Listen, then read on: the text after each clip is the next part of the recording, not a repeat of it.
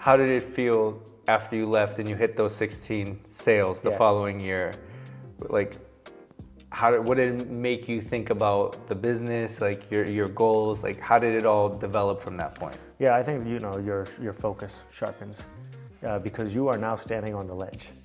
Okay, and if you get pushed off, it hurts. Going backwards. So for myself, I think it was rededication and commitment to working the system, right, of how I generate business in real estate. So the mind became a little clearer, a little sharper. Yeah. Do you think the business coach you had played a huge role, or do you feel like they just kept you accountable?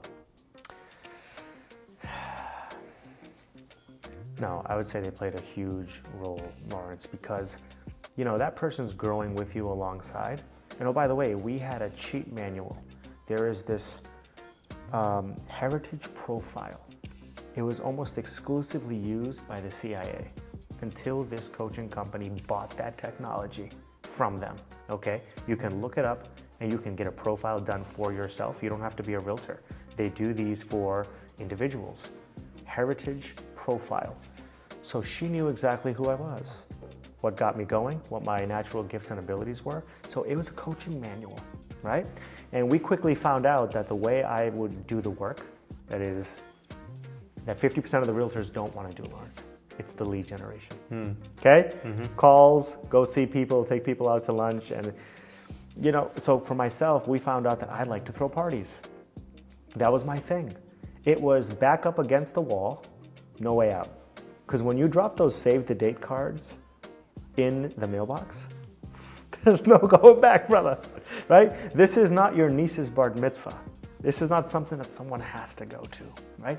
To pick up the phone and say, hey, listen, I'm having a little get together. It's for my clients and my family. I'd love for you to be there. Here's what's going on. And then to follow up and then hope they show.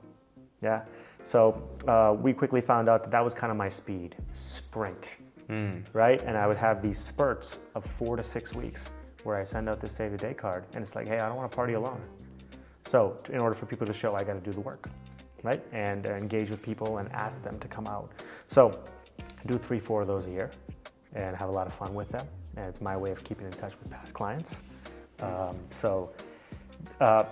That discovery process, right? For my coach to say, okay, dude, here's how you're wired. We're going to lean into it. Yeah. Okay.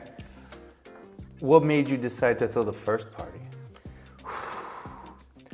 You can't have a coach and you can't belong to this coaching company without a little bit of courage. They're going to push you. So I was scared. It was called Picnic in the Park. Okay. I had a Dilboy Stadium field, right? West Somerville. And man, dude, she said, hey, what would a party look like? And I just started writing it down and I started drawing. And I was like, oh, well, I'd have a 50-foot tent and I'd have tables and chairs and we'd play musical chairs. And I would have my friend who has a custom shirt company, right? Shirt making company, HD Customs, now known as Print Plug. You can find him on IG. He made the shirts, blue shirt with a cloud. And I'm gonna rent a bunch of stuff and I'm gonna have someone making balloon animals and I'm gonna have someone doing face paint. And you know what? Why not have a DJ? And I'm gonna have the food, catered, sandwiches, and I'm gonna have a bunch of lawn games.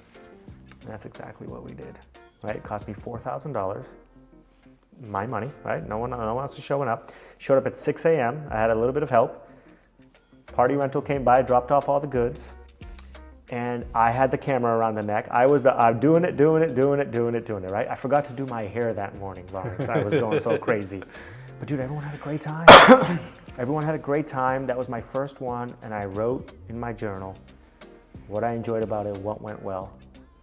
And probably up to 25 of them now at this point. I've become a party pro. Nice. Yeah. Nice.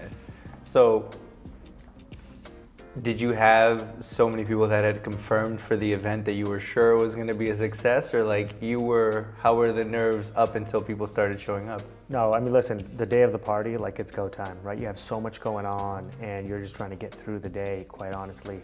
And I was certainly disorganized and, panic-stricken, so to speak.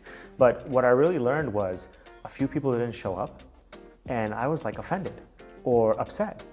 And now, having done 25 of these, what I've realized is listen, in the business, it's everything leading up to the party that's most important. I got what I wanted, right? I connected with people.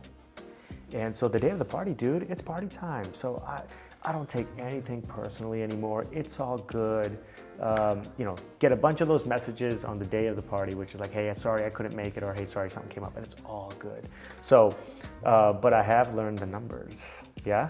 It's like X amount RSVP and X amount will show up, and it's amazing how consistent those numbers are.